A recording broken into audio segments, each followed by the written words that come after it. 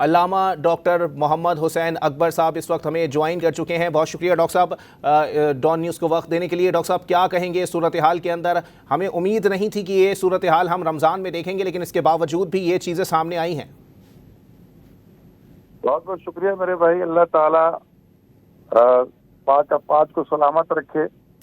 افغان کے ان طالبان نما لوگ جو ہیں جو اسلام کے مسلسل خلاف کارروائیاں کر رہے ہیں، پاکستان نے ان کو سمجھانے کی بہت کوشش کی. ہم نے بہت سی جانیں قربان کی. جتنے پاک فوج کے نوجوان ان دہشت گردوں اور خوارج کے ہاتھوں شہید ہوئے، ان کو بار بار سمجھایا. پاک افواج نے، پاکستان نے مذاکرات مکالمات کے ٹیبل پہ بلایا، لیکن کیونکہ ان کے بیک پر ہندوستان، اسرائیل اور یہ اسلام دشمن طاقتیں موجود ہیں اور انہیں وہی سب کچھ نظر آ رہا ہے، تو اس لیے آئے دن کوئی نہ کوئی ایسی حرکت کرتے رہے کہ جس سے پاکستان کے امن کو بھی نقصان پہنچا، کئی جانیں بھی قربان ہوئی. میں سمجھتا ہوں کہ اس وقت جو حالات پیدا ہو چکے ہیں، پاکستان کا رد عمل جو ہے وہ عین واقعی اور بالکل صحیح ہے.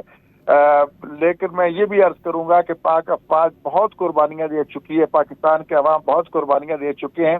لہذا اس وقت ان کو چاہیے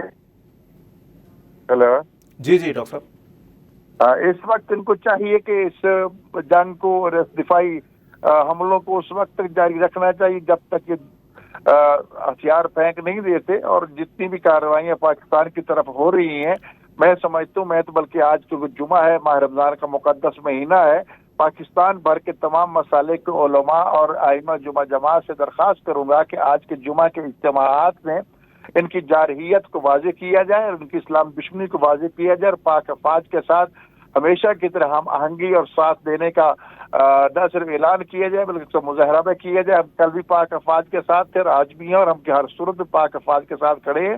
ان کے خلاف حتمی فیصلہ ہونا چاہیے تاکہ عالمی طاقتیں جو بار بار ان کے ذریعے پاکستان کی امنیت کو، سالمیت کو نقصان پہنچا رہی ہیں، اس کا ایک مکمل سد باب ہونا چاہیے.